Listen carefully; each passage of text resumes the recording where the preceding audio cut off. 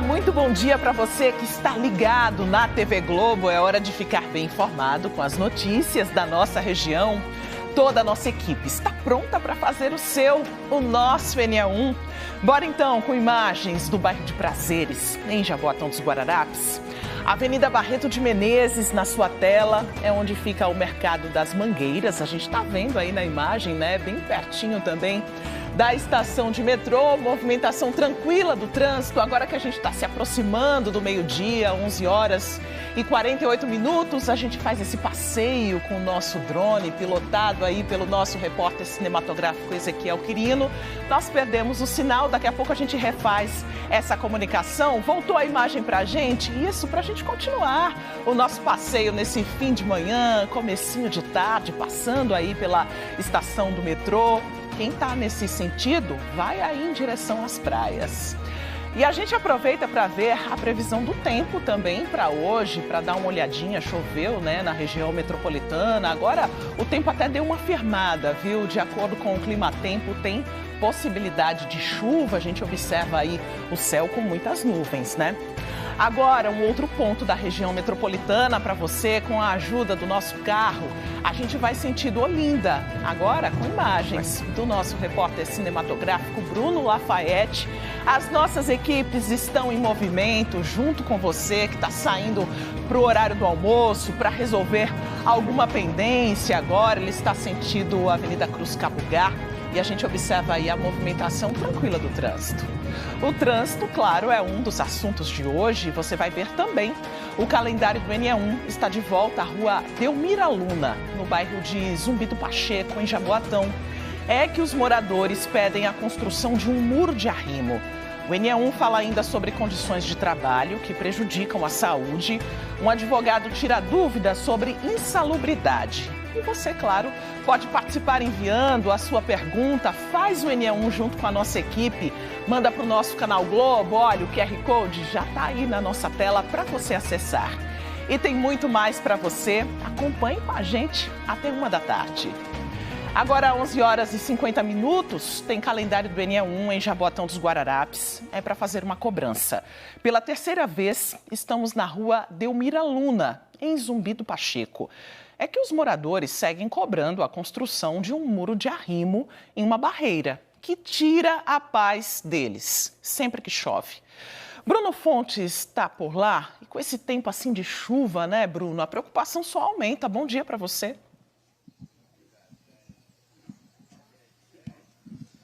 Oi, Mari, bom dia para você, bom dia para todo mundo, bom dia para esse pessoal que está aqui conosco, que sempre chama. Se eles cobram, é exatamente porque a prefeitura não fez nada. É preocupação, sim. Eu trouxe essa caneta vermelha que a gente vai cobrar de novo. Estamos aqui com o calendário. Eu estou na rua Delmira Luna. E veja só, estivemos 2 vezes já aqui, essa é a terceira, e são vários problemas. Esses problemas aumentam. Só não estão piores porque esses moradores, o Levi é um deles que sempre chama a gente, eles estão tentando fazer algumas tarefas que é de responsabilidade da Prefeitura de Jaboatão dos Guararapes. Levi, um bom dia para você, bom dia para todo mundo aqui que está com a gente. Levi, o que está acontecendo? A Prefeitura esteve aqui, essa é a terceira cobrança. Ela fez alguma coisa aqui para vocês que são de Jaboatão dos Guararapes? Olha, veja só, a gente está aqui desde 2022, numa luta assim, diária, né? Que a gente está aqui sempre mantendo essa dinâmica de ter uma assistência realmente nesse local. Então, assim, tivemos uma visita, né, que é a Defesa Civil que vem aqui para colocar uma lona ou uma vistoria, mas realmente, de fato, nada é feito nessa localidade, né? Há difícil acesso, canaleta estourada, iluminação pública apagada, barreira que está realmente precisando de uma atenção especial desde as quedas das barreiras, né? Essas pessoas aqui estão pedindo clemência. Muro de arrimo ali que não tem, né, aquela ladeira. Ali as pessoas estão em perigo. Aqui atrás também tem uma outra. Fica aqui, Levi, vem cá. Tudo bom? Tudo bom. Como é seu nome? Graziela. Graziela, estou vendo você com um bocado de papel aqui. O que é isso? Psicólogo da Codeci que veio para cá e só disse que vem fazer alguma coisa e não vem fazer nada. Isso aqui, ó, para as pessoas verem. Tem documento de 2022, fala aqui, ó, que eles mandaram. Município de Jaboatão dos Guararapes, olha só. determinado a interdição imediata, porque a área é de risco. 28 de julho de 2022. Depois teve uma outra notificação, 3 de julho de 2024. E aqui, ó, 29 de fevereiro de 2024. Graziela, diz para mim, o que é que seu avô fez para que vocês não corram tanto risco aqui? Ali no terreno do meu avô, a água daqui, da canaleta, passava no terreno dele. Aí ele botou como fosse um cano de ferro. Uma milha. No meio, aí a água da canaleta passa por lá. Para não entrar no terreno dele, nem entrar na casa do meu avô. E não prejudicar ainda mais a barreira ali. É aquela barreira que está coberta?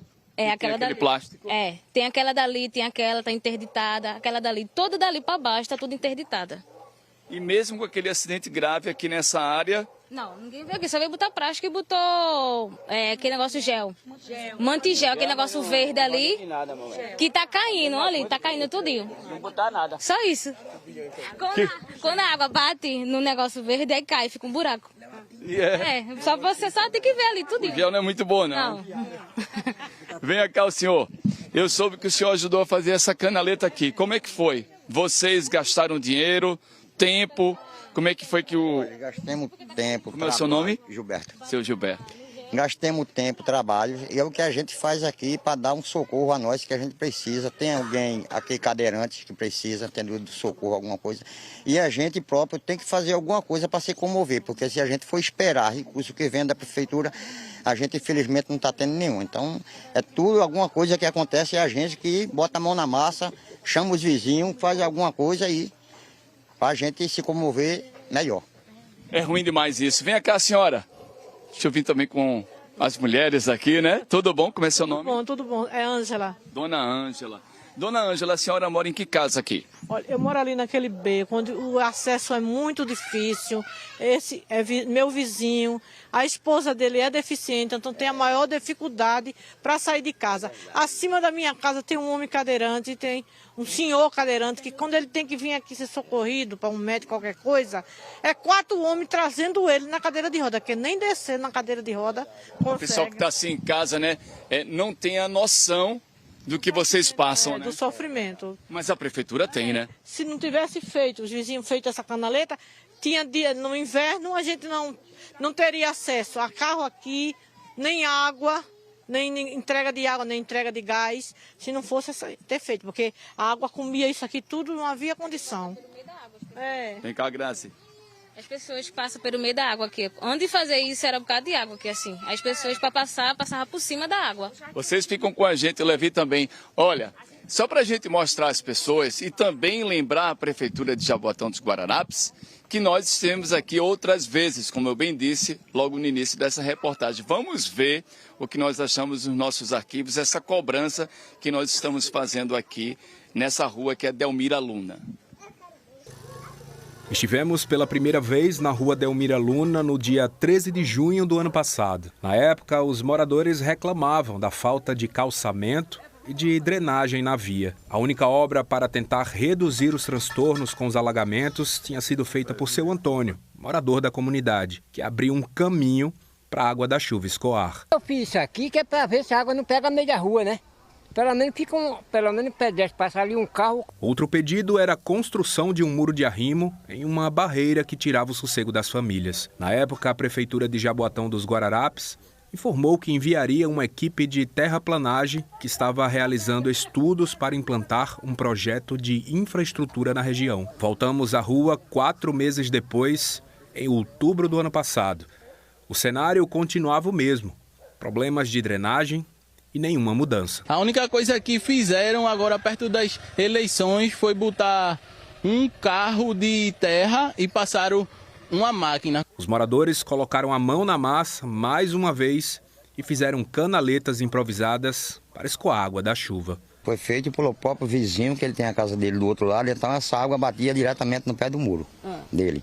Ele, para proteger o muro dele, aí fez esse patamar aí. E nada do muro de arrimo. Também mostramos a dificuldade de quem precisava subir o caminho improvisado que dá acesso ao Morro do Cuscuz. Uma subida íngreme e sem qualquer segurança. Quando chove, ninguém sobe, ninguém desce. Porque para descer, desce escorregando. E para subir, ninguém consegue subir. Procuramos a Prefeitura de Jaboatão dos Guararapes mais uma vez, mas não tivemos resposta.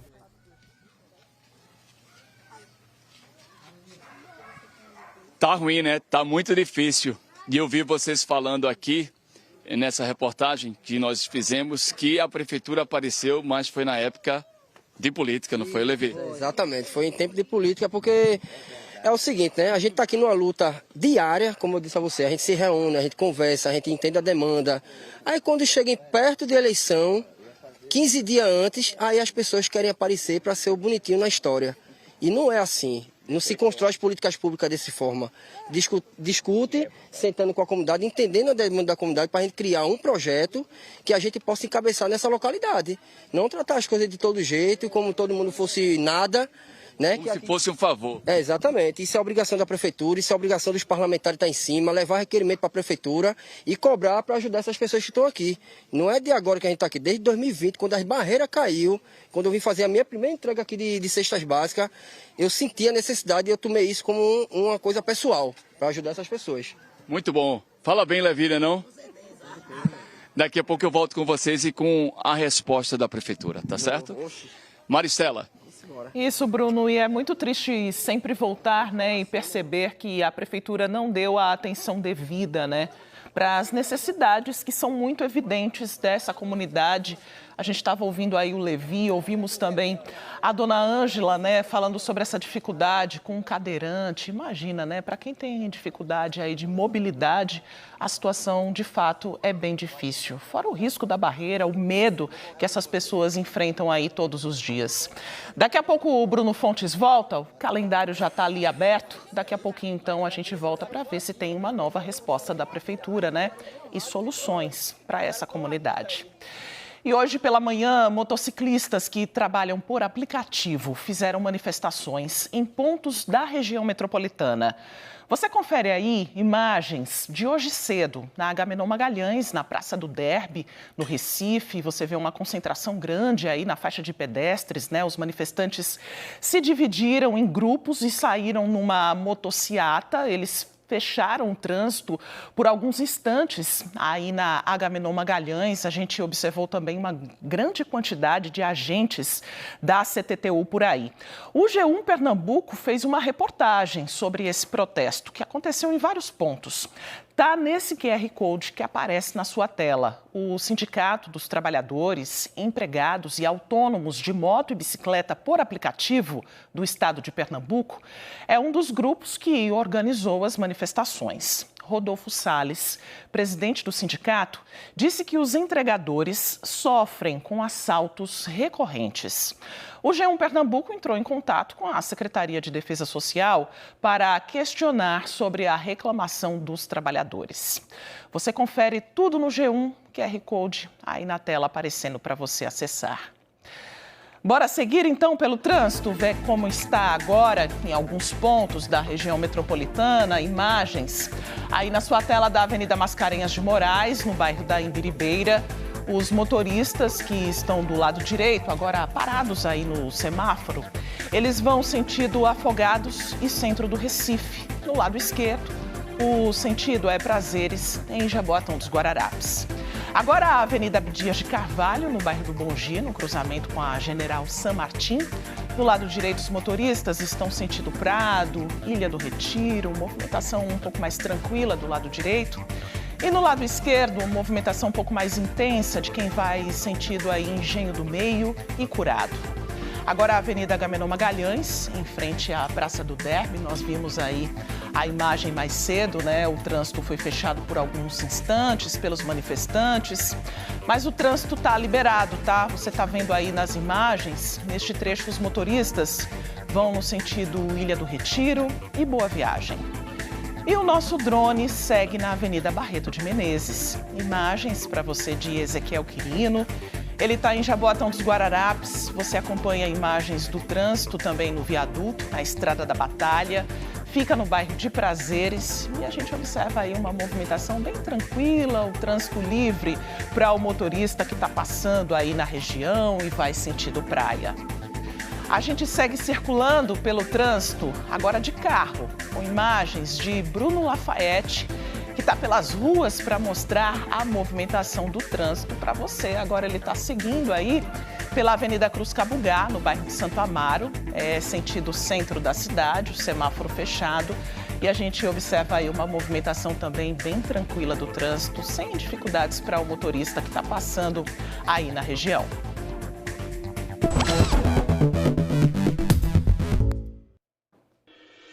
Daqui a pouco a gente volta a circular e olha, para quem está procurando emprego, a gente separou agora algumas vagas de trabalho que estão sendo divulgadas pela Secretaria de Desenvolvimento Profissional e Empreendedorismo de Pernambuco. Bora ver então aqui no telão as oportunidades de hoje. Tem 25 vagas para auxiliar de logística. É para trabalhar no Cabo de Santo Agostinho. Se você tiver um ensino médio completo e 6 meses de experiência na função, você já pode se candidatar a uma dessas oportunidades. Tem vagas também para montador de andaimes. É para trabalhar no Cabo de Santo Agostinho, são 10 oportunidades. Ensino médio completo, 6 meses de experiência no currículo, já pode também se candidatar a uma dessas vagas. Tem oportunidades ainda para servente de obras, é para trabalhar em Paulista, são 15 vagas. É preciso ter o ensino fundamental completo e 6 meses de experiência como servente de obras. O salário foi divulgado para essas vagas. É de R$ 1.500. Passou a tela, é um pouco mais de R$ 1.500.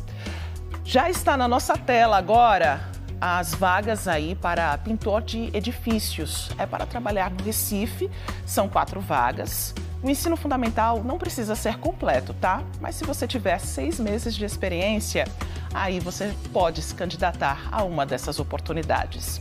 Vai lá no cedep.pe.gov.br que tem outros detalhes sobre essas e outras vagas. Boa sorte aí aos candidatos.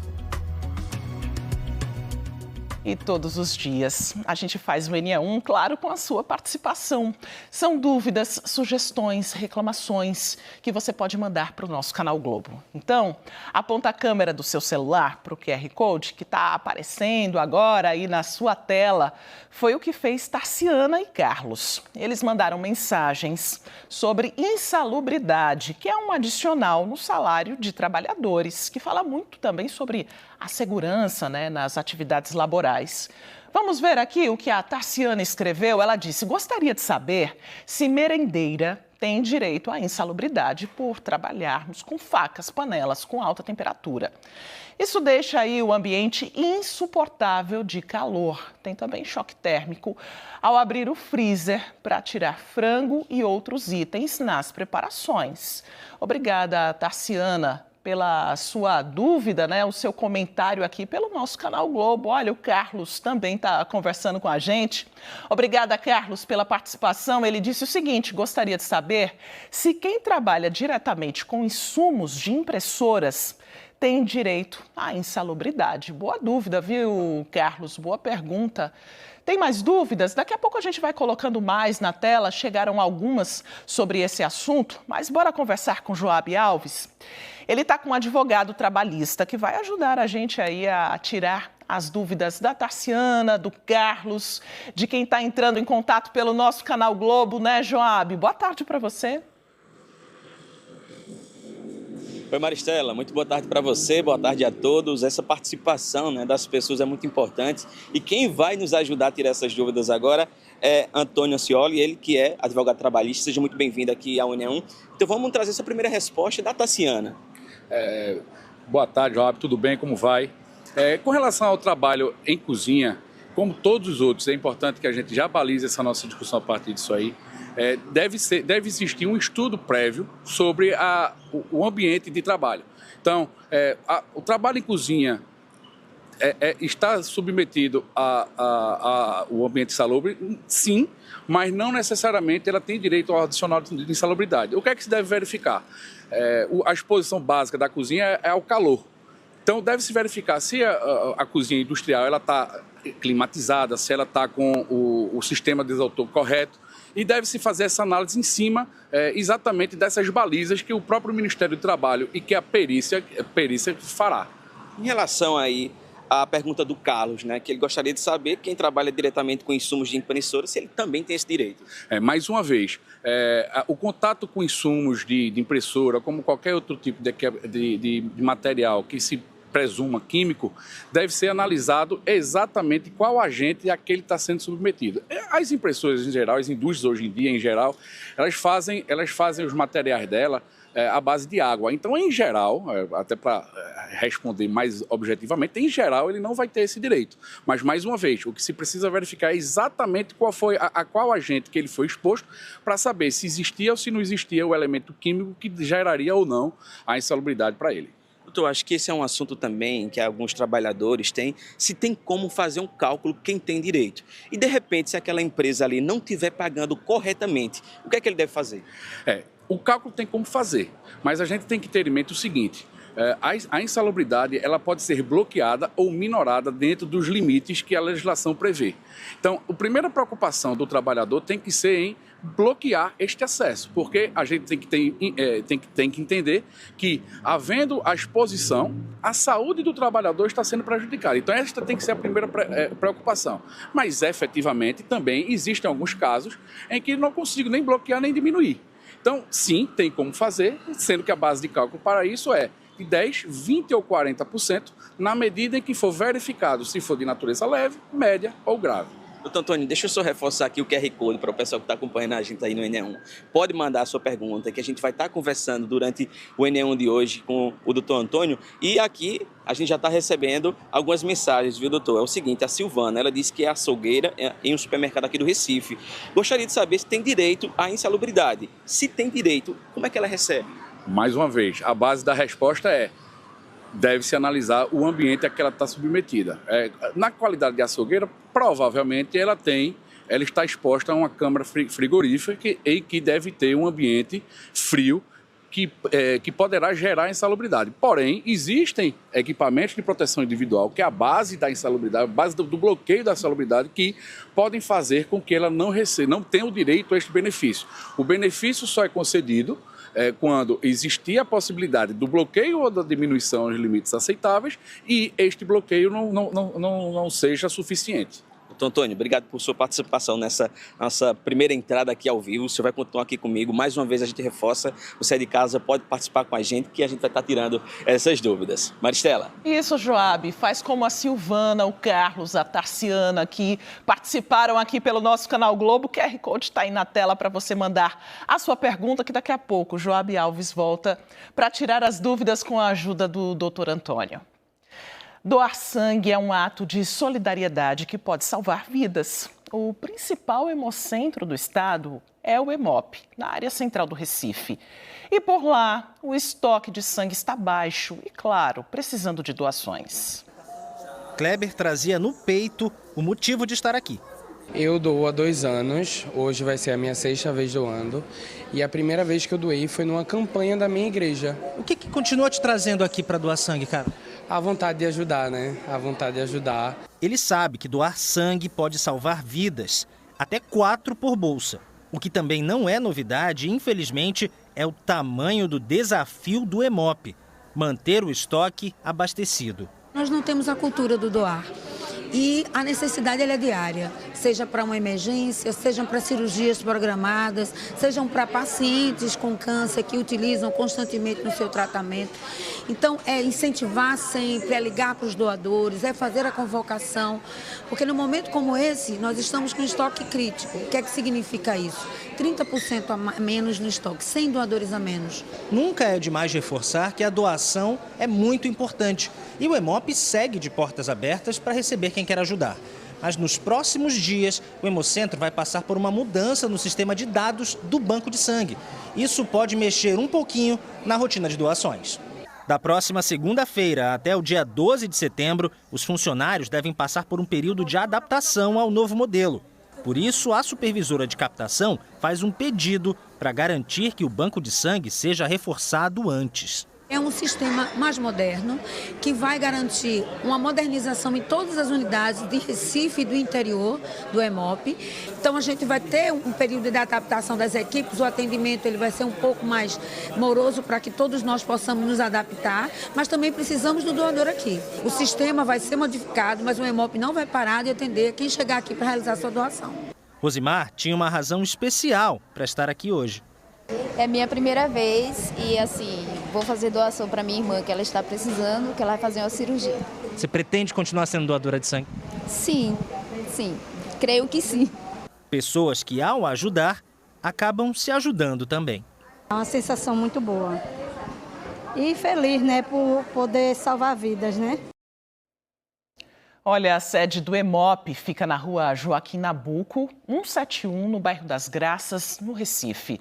O telefone do Disque Doação para saber outras informações é o 0800 081 1535. Tá aí o número na sua tela. A seguir, Câmara de Vereadores de Paulista discute ações de combate à violência contra a mulher. No Recife, vereadores estão de olho no crescimento da população em situação de rua. Tem ainda uma feira de noivas na capital com as novidades do mercado. A gente volta num instante só, agora 12h13.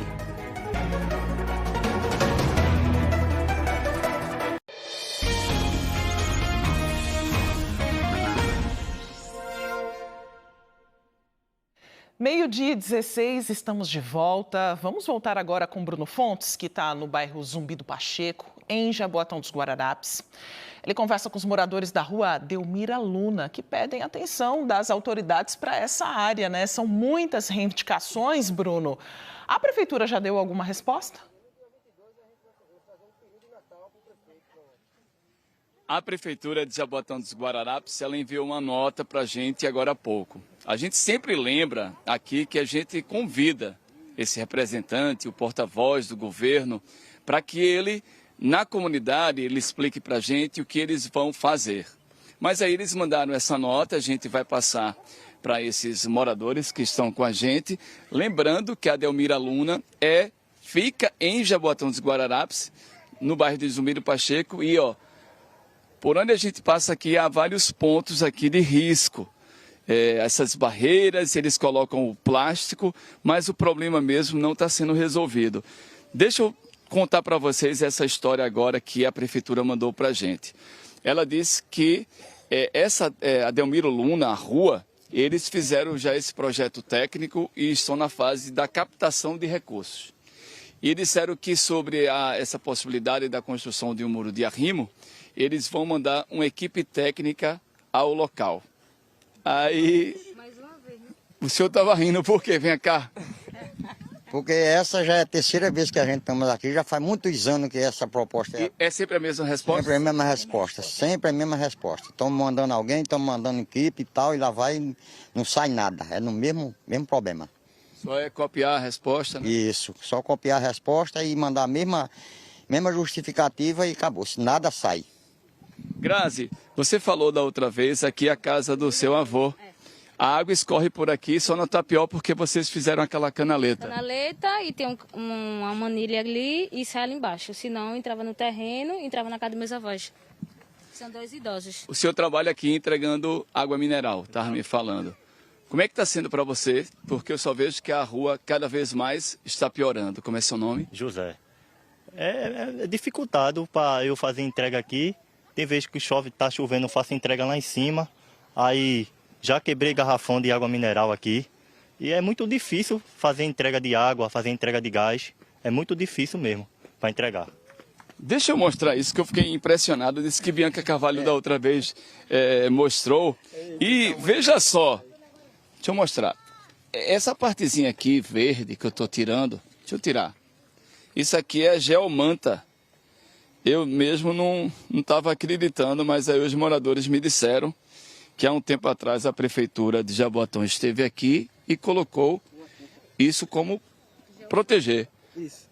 Isso aqui, geomanta... Amigo, uma situação dessa é para a pessoa ficar assim, sem tentar entender, né? Porque assim, geomanta ela é feita de uma forma totalmente trabalhada, né? Coloca uma manilha, coloca realmente todo um revestimento, tem todo um preparo. E aqui a gente observa que é uma tinta, que eles dizem que é uma cola, que é geomanta. Isso segura o quê? Se a gente está em cima realmente de um barro, em cima de uma estrutura que realmente não tem nem o que falar assim, por uma situação deplorável dessa. Isso é empurrar pela barriga, é tratar as pessoas como fosse um nada, né? E a gente observa a dificuldade dos protocolos que está sendo aí na mão da Grazi. Que são vários, né? São vários, e de anos. Aí só vem aqui para colocar lona. Isso é lona, isso é um plástico. Quando foi que eles fizeram esse serviço da geomanta? Faz muito tempo. O ano passado, não foi? Faz um ano. E já está assim? Do mesmo jeito. E você vê que a barreira está toda molhada. Isso não é geomanta, se chama geobarro. Geobarro. É o seguinte, aqui a tinta verde não está resolvendo muito, mas bora para a tinta vermelha da gente, da nossa caneta, não é melhor? É melhor. Né? Quando é que vocês marcam para a gente cobrar de novo? Vamos dar um período de Natal, né? Um períodozinho de Natal no dia 22, para ele ver se ele vem aqui fazer essa visita junto com a comunidade. E aí a gente vai estar aqui esperando, aguardando. Quem sabe, né? Até lá. Mas vai estar preparado o peru. Peru? É. Tá certo. Maricela, eu volto com você. Em dezembro a gente está de volta, né? O calendário foi marcado dia 22 de dezembro, bem pertinho do Natal. Vamos ver, né, se a comunidade consegue passar o fim de ano com um pouquinho mais de tranquilidade, né? 22 de dezembro, calendário marcado, nosso compromisso firmado aqui para a gente voltar e ver o que aconteceu por lá. Bora falar agora do Agosto Lilás, que é um movimento para reforçar a conscientização pelo fim da violência contra a mulher. Desde o início do mês, estamos mostrando diversas ações sobre esse tema. Hoje, a Câmara de Vereadores de Paulista realizou uma audiência pública na abertura dos trabalhos legislativos. Com o tema Violência Invisível Também Mata, Políticas Públicas e Vozes Femininas em Paulista. Daniele Fonseca tem outros detalhes para a gente. Que formas invisíveis de violência são essas, hein, Daniele? Você que acompanhou as discussões por aí. Boa tarde. Oi, Maristela, boa tarde para você, para todos que estão com a gente aqui no NE1 de hoje. Maristela, muitas vezes, né, esses outros tipos de violência não aparecem assim de forma tão escancarada, como é o caso da violência física, que muitas vezes deixa marcas no corpo, na pele da mulher. Esses outros tipos, né, o caso da violência sexual, moral, psicológica, patrimonial, elas também podem fazer com que a mulher se sinta excluída, sofra e acabe seguindo aí, recebendo todas as consequências desses outros tipos de violência. Essa audiência pública aconteceu aqui no plenário da Câmara de Vereadores de Paulista, que funciona no prédio da Prefeitura. É o plenário vereador Adolfo Pereira. Aconteceu pela manhã, estavam representantes de vários segmentos, justamente para dar mais visibilidade, para acolher, para proteger essas mulheres vítimas de violência. E aí participaram várias pessoas, principalmente as mulheres, né, que estavam aqui presentes. Eu estive mais cedo com o cinegrafista Augusto César, e a gente tem essas imagens aí da reunião, desse encontro acontecendo. É o tipo de tema que precisa ser levado em consideração. Essa bandeira precisa ser levantada durante todo o ano, mas principalmente no mês como esse, de conscientização, é que esse tema realmente precisa ser debatido. Eu conversei com algumas pessoas, entre elas a presidente da Comissão da Mulher Advogada da OAB e também com a vereadora Suzy Racinha, que justamente deu origem a essa audiência. Vamos acompanhar o que elas duas disseram agora. A gente vem trabalhando desde o primeiro dia de agosto, né, com parceria com as secretarias, tanto da Secretaria da Mulher, Secretaria da Saúde, para que a gente possa realmente, e educação também, a gente possa falar, explicar que a mulher ela não tenha que ter medo, né, que ela realmente procure as pessoas diretamente, que possa verdadeiramente ajudar. É o que a gente estava aqui debatendo sobre esse assunto, que muitas vezes elas têm medo de chegar e pedir ajuda, porque não sabem como vai ser a recepção. Hoje é um dia de resistência, né? A palavra que marca essa audiência pública. Falar sobre violência contra a mulher, falar sobre um tema urgente, necessário, né, constante. Não é só no agosto Lilás, né, que é um marco para a gente discutir, mas todo dia. E a política pública, o grande cerne da questão é a fiscalização, né? Então, a OAB, como a Casa da Cidadania, como a gente sempre fala, vem nesse contexto de olhar para a sociedade, de olhar para as instituições públicas e ver se realmente está sendo feito, ver como é que a gente pode apoiar.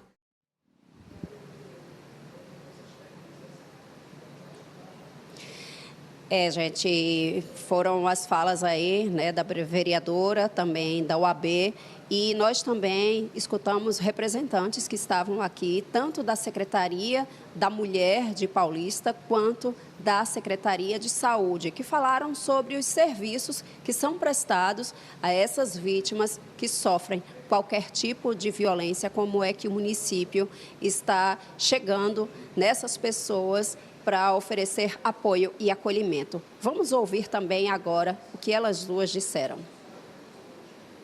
Aqui no município a gente tem o CEAM, que é o Serviço Especializado, o Centro Especializado de Atendimento à Mulher. E lá no CEAM a gente oferece para as usuárias que chegam até nós o atendimento psicológico, orientação jurídica e também assistencial. E a gente faz encaminhamentos para as outras secretarias, né, que são precisas nesse processo. Então a gente tem muita articulação dentro de toda a gestão do município. A gente faz também parceria com instituições privadas, oferecendo cursos, oferecendo outras formações.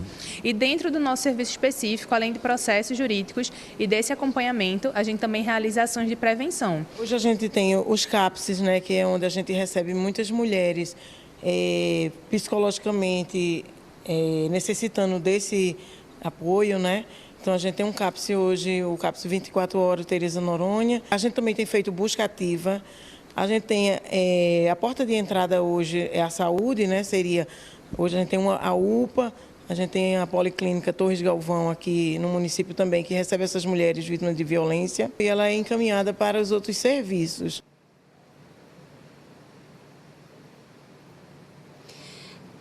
A gente espera que com tudo isso, né, durante esse mês de agosto e durante todo o ano, como a gente sempre costuma falar, a sociedade esteja engajada para oferecer esse suporte à mulher vítima de violência. Quer seja a vizinhança, quer seja uma rede de apoio que ela tenha, né, para encorajar, para incentivar a mulher a sair, a deixar esse ciclo de violência, por mais que isso seja difícil. Muitas vezes ela é dependente, né, do homem que comete esse tipo de violência, dependente financeiramente, e acaba se submetendo a esse sofrimento que muitas vezes leva à morte. Então, a gente está aqui também com essa missão de encorajar, de incentivar essas mulheres a deixar esse ciclo de violência.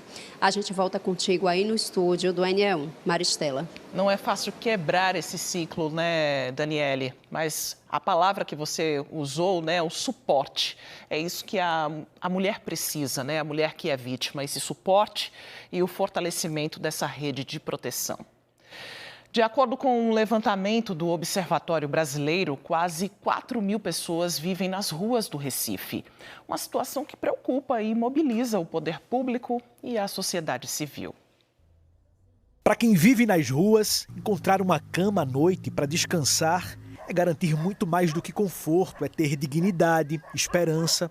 O abrigo Irmã Dulce, da Prefeitura do Recife, fica no bairro de São José e homenageia a santa brasileira que dedicou a vida aos pobres.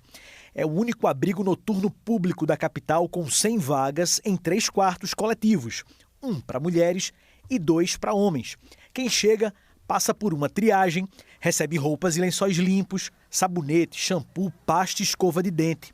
Também é servido um lanche para ninguém dormir com a barriga vazia. A Prefeitura tem 12 abrigos para a população em situação de rua, para o público adulto, adolescente e idosos, certo? Em todas as faixas etárias. Para além desses abrigos, a gente tem 4 centros POPs na cidade, distribuídos, né, no território de Recife. Além disso, 2 restaurantes populares, que funcionam exclusivamente para esse público. O crescimento da população em situação de rua é um dos maiores desafios da gestão municipal. De acordo com o censo da UFRPE, divulgado em agosto de 2023, eram 1.800 pessoas sem casa. Mas os dados do Observatório Brasileiro, com base no CadÚnico, apontaram 3.750 em março deste ano. Essa realidade mexeu e exigiu uma reação da Câmara do Recife. A vereadora Liana Cirne, do PT, é autora da lei Padre Júlio Lancelotti, que proíbe a chamada arquitetura hostil. O Recife foi a primeira capital do país a sancionar a medida. Ou seja, técnicas de arquitetura que coloquem objetos pontiagudos ou gotejamento sob marquises, enfim, arquiteturas que impedem as pessoas de sentar, de deitar. E essa lei, portanto, protege não apenas pessoas em situação de rua, como também pessoas idosas que precisam descansar, precisam de áreas de descanso, pessoas com deficiência também. E nossa avaliação é de que a lei tem sido respeitada, tem sido cumprida. Outros 2 projetos de lei também tramitam na Câmara. O vereador Tiago Medina, do PL, propõe ações inspiradas em iniciativas de Florianópolis e Curitiba. Qual é a nossa ideia? É fazer internação humanizada. Pode ser voluntária, quando eles falam, não aguento mais, eu realmente quero ser tratado. Pode ser involuntária, quando alguém da família fala, ele não tem mais condição de ficar na rua, vamos tratá-lo. Ou pode ser de forma imposta, que é de forma jurídica.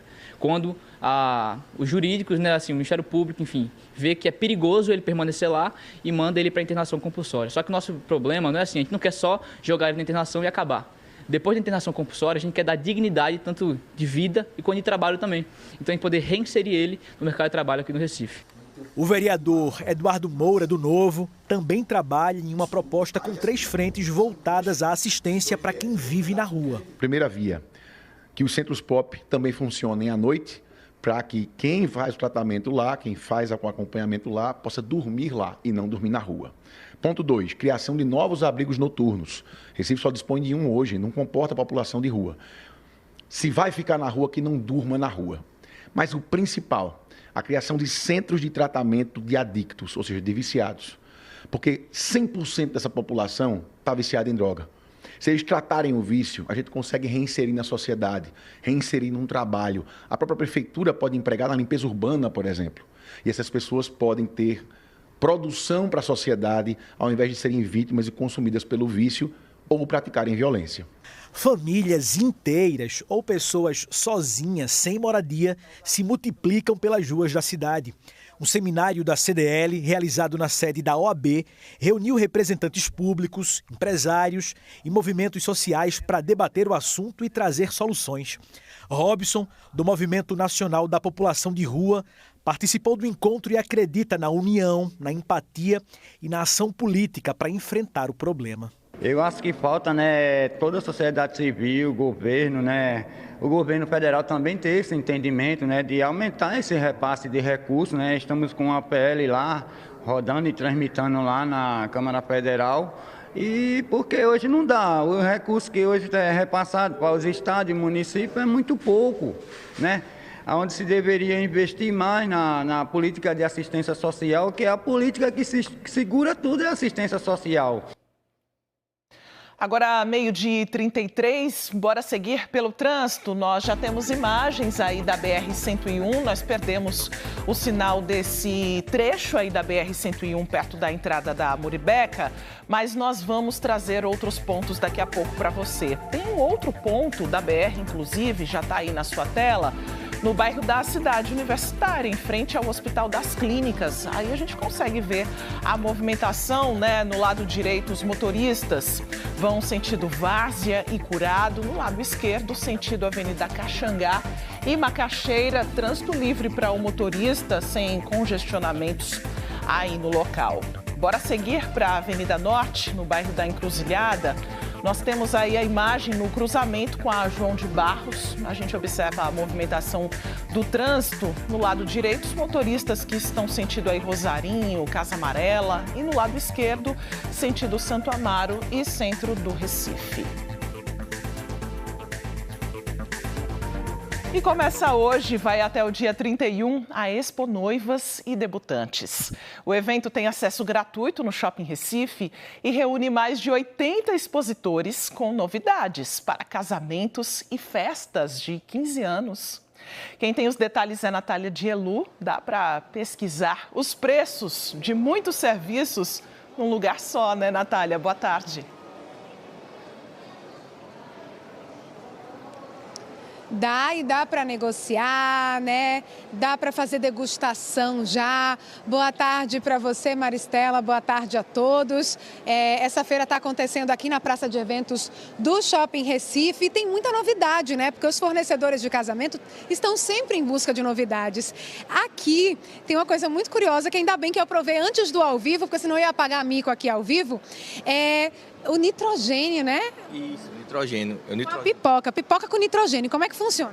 Pipoca com nitrogênio, é o nitrogênio líquido, né? Aí nós pegamos aqui o nitrogênio, que tem menos 196 graus, olha só. E nós vamos congelando ele ao vivo aqui. Fazemos também gelato. Quanto é que é normalmente, hein? Porque aí vira uma atração também no casamento, né? Isso. Nós temos alguns pacotes, né? Aí vai depender muito do que o noivo está querendo, que a gente transforma... Imagina só, transformar o bolo de noiva em gelato. E fica... Pode falar. Agora eu vou pedir para você provar, porque Otton Veiga também, meu cinegrafista, provou também, saiu aquela fumaça, mas você prova, porque pra gente não pagar mico aqui ao vivo, pro pessoal ver como é divertido. É uma experiência única, olha só. Fica bem geladinho, né? Obrigada, viu? A gente vai dar mais uma circulada, porque, como a Maristela falou, né? Como vocês estão vendo, tem os pacotes tradicionais, como bolo, vestido de noiva, mas tem as novidades também, né? Aqui, por exemplo, são garrafas de vinho personalizadas, né, para festa, então você pode optar por uma pintura ou pelo nome dos noivos ali, né? Olá, tudo bem? A gente trabalha com vinhos criativos, são vinhos personalizados. A gente imprime a personalidade dos noivos na garrafa. Qual é o seu nome? Amanda. Amanda, obrigada. E assim, tem gente que está optando por festas mais intimistas, tem gente que também está querendo fazer, né, cerimônias diferentes. Tem agência de viagem aqui também, né? Porque tem gente casando em tudo que é canto, em cruzeiro. Isso mesmo, Natália. Tem pessoas que estão optando em fazer o casamento em cruzeiros, por exemplo. E a Tripim Viagens proporciona essa experiência única da pessoa casar no cruzeiro ou nas Ilhas Maldivas. Só que nós temos para todos os bolsos e todos os gostos, né? Desde a lua de mel, né, propriamente dito, de hospedagem no hotel aqui da região, né, como também fora e em outras regiões do país. Tem desconto, né? Tem sim, com certeza. O bom de feira é isso, tem muita gente que busca as feiras porque tem desconto. Agora tem uma coisa muito legal que eu vi aqui, né, e que tem feito sucesso nos casamentos, que é esse telefone retrô aqui. Eu vou te chamar para explicar pra gente como é que funciona. Qual é o seu nome? Peraí, qual é o seu nome? Letícia. Letícia, como é que funciona? As pessoas podem gravar mensagens durante a cerimônia? Isso mesmo, os convidados vão deixar mensagens, né, de voz, assim vamos eternizar, né, as vozes de pessoas queridas, né, para os noivos, e depois eles vão poder escutar como foi a festa, mensagens de felicidade, e vão assim guardar para sempre essas mensagens. Gente, Letícia gravou uma mensagem aqui para Maristela e para a gente. Vamos ver se vai dar para escutar. Se não der, vocês avisam aí. Oi, Natália. Estou passando para deixar essa mensagem só para dizer que a gente ama muito o NE1. Deu para ouvir? Ela mandou uma mensagem para Maristela dizendo que adora o NE1. Então é mais ou menos assim, as pessoas vão para o casamento e ali naquele momento deixam a mensagem. Quanto é que custa normalmente para ter essa atração especial no casamento? Certo, nós estamos aqui, né, na feira com condições exclusivas. Estamos fazendo um combo do espelho retrô com o telefone que grava mensagem, certo? Por apenas R$ 1.659, para que as pessoas tenham uma experiência única no evento, porque nosso espelho retrô também faz fotos personalizadas e impressas na hora, que é para eles levarem para casa de lembrança. Obrigada pela mensagem também, viu, Letícia, por esse carinho com o NE1, né, com Maristela aqui. E como eu estava falando, né, tem também aqueles itens tradicionais de casamento, né? Bolo, doces, vestidos de noiva. Aqui, por exemplo, nesse stand, que eu vou convidar você para vir aqui, as pessoas já podem fazer até a degustação, né? Você já separa um kitzinho, se quiser fechar, já pode fechar. Isso, Natália. A gente tem já o kit degustação. Nosso kit hoje compõe com 12 sabores de bolo, mas o nosso cardápio compõe com mais de 30 sabores, porque nós recebemos muitos noivos com Destination Wedding, né? Muitos noivos de outros estados brasileiros, de outros países. Então, aqui no stand nós temos decoração, bolo, doces, lembrancinhas, casa de festas. Então, temos um pacote completo. Qual é a vantagem de fechar numa feira? A vantagem é porque a gente tem uma variação de descontos gigantescos. Tá certo, muito obrigada, muito obrigada. A gente volta com você, Maristela. Quem falou com a gente agora foi Silvinha. E daqui a pouco a gente volta, porque tem muita novidade aqui, muita coisa para mostrar. A gente agradece a participação de todos os fornecedores. Quantas experiências para os convidados dessas festas, né? Que vão ser aí negociadas na Expo Noivas. E um beijo para a Letícia, que gravou um recadinho para a gente. E na semana em que se comemora o Dia do Historiador, nós fomos conferir como é a rotina de trabalho desses profissionais. Os repórteres Ivan Duarte e Everaldo Silva mergulharam na exposição Uma Questão de Justiça, que está em cartaz no Memorial da Justiça de Pernambuco. E conferiram parte da nossa história, contada por fatos do cangaço, da capoeira e da escravidão. No coração do bairro do Recife, um prédio vermelho de 1870 guarda muito mais do que paredes antigas.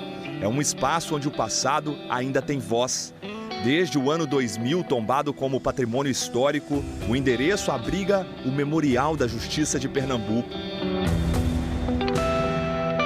Ele foi um espaço, conhecido como a antiga estação ferroviária do Brum, que ligava a cidade de Recife ao Limoeiro e Timbaúba também, por meio ali das locomotivas. E funciona hoje como essa gestão da memória, da justiça em Pernambuco.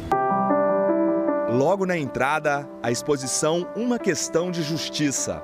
A história se revela em roupas, objetos, o cangaço, a capoeira, a escravidão. Memórias que ecoam, mostrando que justiça e liberdade, além de direitos, são buscas de gerações. Com base nesses 3 recortes, a gente pensou uma exposição trabalhando a questão da justiça dentro dessas discussões que passaram pela justiça e que dizem muito sobre a história de Pernambuco, suas disputas, seus embates, as construções de narrativas e as relações de poder. Nesta área do memorial ficam as estantes deslizantes. Elas guardam processos judiciais que contam a história de Pernambuco. Os mais antigos têm 285 anos e um dos mais procurados cita Lampião como testemunha.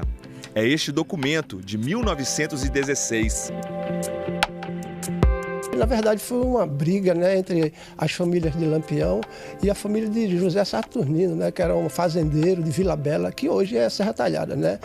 E nessa confusão, nessa briga, um dos irmãos de Lampião saiu ferido na perna, Antônio, ele tinha 2 irmãos, Antônio e Levino. O Antônio saiu ferido na perna e esse processo chegou na justiça e Lampião veio depor como testemunha. É o único processo onde Lampião foi a juízo. Fomos até a sala ao lado. É onde pesquisadores analisam processos e provas reunidas nas investigações, como essas cartas de tarô, num caso contra uma cartomante que prometia prever o futuro. Ela foi presa porque esse tipo de prática era uma contravenção penal, por explorar a credulidade popular. E ela foi apreendida e o processo chegou à justiça. Tem outros casos também curiosos, como a da dentadura, não é isso? Na verdade, ele não se constituiu no processo judicial, mas era um inquérito. Por que não se constituiu? Porque o objeto da prova havia uma divergência, Era uma dentadura que foi furtada, E quando chegou à justiça, ela chegou dizendo que era uma dentadura que continha 10 dentes, Aí quando chegou para o juiz verificou que tinha 4 dentes. Então ele chamou, a proprietária para devolver os dentes e encerrou a ação penal. Você percebeu a quantidade de detalhes que a reportagem trouxe? Isso só foi possível porque os historiadores estão sempre preparados para contar a história. Ivan, meu xará, há 20 anos na profissão. Cristiane, que escolheu se tornar doutora no assunto. Gente que trabalha para que o tempo não apague a memória. Aqui eu me realizo plenamente, até às vezes passo até da hora, porque quem é historiador gosta muito disso, gosta de mexer com os documentos, de investigar, de pesquisar, de descobrir. Eu sou muito realizada, me debruçando sobre esse estudo do passado, entendendo o presente, fazendo essa análise de como as vivências, as dinâmicas e as práticas nos permitem compreender quem somos e que planos podemos fazer para o nosso futuro. Muitos papéis aqui um dia foram brancos. Amarelaram com o tempo, mas a informação resiste. Esse é o desafio dos historiadores: preservar a memória num mundo cada vez mais digital. Daqui a 50 anos, o que vai sobrar do presente? O tempo. E os historiadores do futuro vão responder.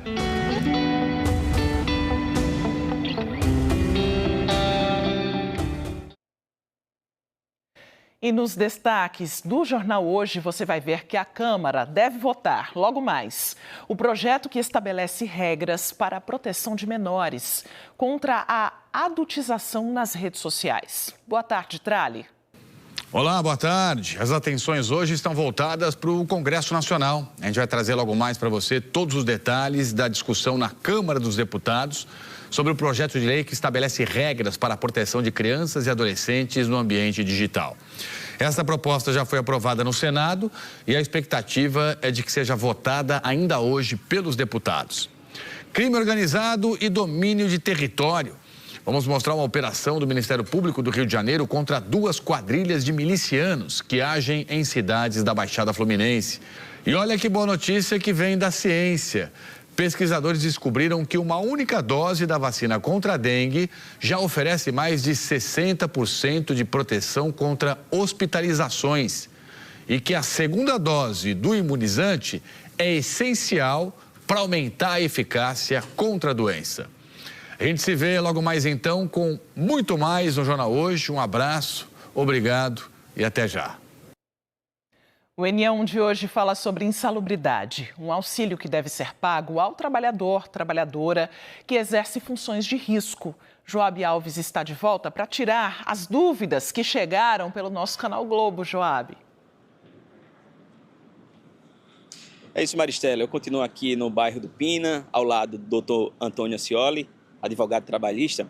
Ô, doutor, quem define se aquele ambiente é insalubre ou não? Joab, a lei prevê que o Ministério do Trabalho editará normas em que dirá quais são os agentes e os ambientes insalubres. Com base nessas normas, são normas regulamentadoras que o Ministério do Trabalho emite, as empresas deverão estudá-las, levar para o seu interior e fazer estudos de segurança do trabalho para identificar a adequação do seu ambiente ao ambiente previsto na norma editada. Então, a partir desse programa que se chama PGR, Programa de Gerenciamento de Riscos, ela avalia se o ambiente é insalubre ou não. Em sendo um ambiente insalubre, o próprio programa deverá prever quais são os equipamentos de proteção individual e coletivos que deverão ser utilizados para a mitigação ou a neutralização dos riscos de insalubridade. O Antônio está participando aqui com a gente e pergunta o seguinte: ele trabalha em um hospital e disse que recebe 20% da insalubridade. Está correto? Joab, hospital, eles geralmente estão submetidos a riscos biológicos. E esses riscos biológicos podem ser de 20% ou de 40%. Mais uma vez, a gente remete tudo ao estudo que deve ser feito dentro do hospital para saber se o direito dele é de 20% ou de 40%. Na verdade, inclusive, se o direito dele existe a partir dos EPIs que são entregues. Já o Antônio, ele diz o seguinte, ele foi bem específico, diz que tem 26 anos na área têxtil com insalubridade de 1990 a 2016. O INSS nega a aposentadoria dele. Diz que tem tudo de documentação. E o que é que ele deve fazer em situação como essa? Nessa situação em que existe o direito à aposentadoria especial, que é para aqueles trabalhadores que trabalharam ao longo de sua carreira em ambientes insalubres, o que ele tem que fazer é isso mesmo, é coletar toda a documentação e levar para buscar no INSS. O INSS não concedendo, ele deve buscar um profissional para que requeira em juízo o direito dele. Mas uma pergunta é o seguinte: o adicional da insalubridade entra no cálculo de férias e do 13º? Sim, o adicional de insalubridade ele integra o salário para todos os efeitos. O Luiz Carlos pergunta o seguinte: trabalho há 15 anos na empresa, uma parte de auxiliar limpando óleo de empilhador, trocando gás da empilhadeira, e ele pergunta se ele tem direito. Pelo óleo, talvez sim, a depender da composição do elemento, por conta se existe um elemento químico ou se é a base de água. Novamente, a gente remete tudo para o estudo de análise do produto e também dos EPIs necessários. Geralmente, com óleo mineral, existe o bloqueio do agente através de cremes protetores. E com relação à pergunta do gás, não. Aí não, o gás, quando muito, poderá ensejar uma periculosidade. Mais uma pergunta também bem específica e sem identificação. Trabalho com radiação ionizante, sou técnico em radiologia. O governo de Pernambuco não paga a insalubridade de 40%. O que é que ele deve fazer? Essa atividade é prevista como insalubre, e sim, ele tem, mais uma vez, a mesma lógica do INSS. Ele coleta toda a documentação, procura um profissional habilitado para tanto e faz esse requerimento perante a Justiça. Doutor Antônio, muito obrigado pela participação com a gente aqui no Enem, tirando todas essas dúvidas. E é importante também aquela pessoa que quer aprofundar mais um pouco, procurar um profissional da área trabalhista, né, doutor? Obrigado aqui pela participação. Maristela, eu volto com você no estúdio. Obrigada, Joab, pela participação. Obrigada também, doutor Antônio, e a você que participou com perguntas pelo nosso canal Globo. Agora, imagens para você da Avenida Sul. A gente observa a movimentação do trânsito. Começou a chover neste ponto. A gente vê aí imagens de quem está sentido centro do Recife. Uma movimentação intensa do trânsito que vai ficando mais lento por causa da chuva. São imagens feitas aí por Ezequiel Quirino. No Recife, um abrigo que atende crianças encaminhadas pela Justiça e pelo Conselho Tutelar precisa de ajuda. Joab Alves visitou o abrigo Jesus Menino e mostra pra gente o trabalho de voluntários e voluntárias no acolhimento de meninos e meninas. Você vai perceber que algumas imagens da reportagem estão borradas. De acordo com o Estatuto da Criança e do Adolescente, nessa situação, eles não podem ser identificados. Vítimas de abandono, negligência ou violência, muitas vezes cometida por quem deveria protegê-las. Aqui, elas permanecem na casa até a decisão judicial, que define se voltarão para a família ou seguirão para a adoção. A instituição se mantém apenas com doações e parcerias. Quem sempre ajuda por aqui é o irmão Lulinha. Eu sempre trago roupas, pães, alimentos, fraldas. Tudo que Jesus direciona para nossas mãos, a gente direciona para as creches.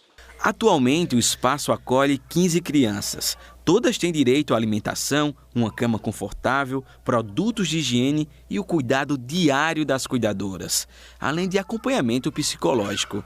A dona Solange é a responsável pelas cuidadoras e trabalha no espaço há 16 anos. É muito prazeroso quando a gente recebe essas crianças que já vêm com as suas dores, com suas dificuldades, e a gente consegue dar o carinho, o amor, a alegria que realmente elas necessitam e precisam.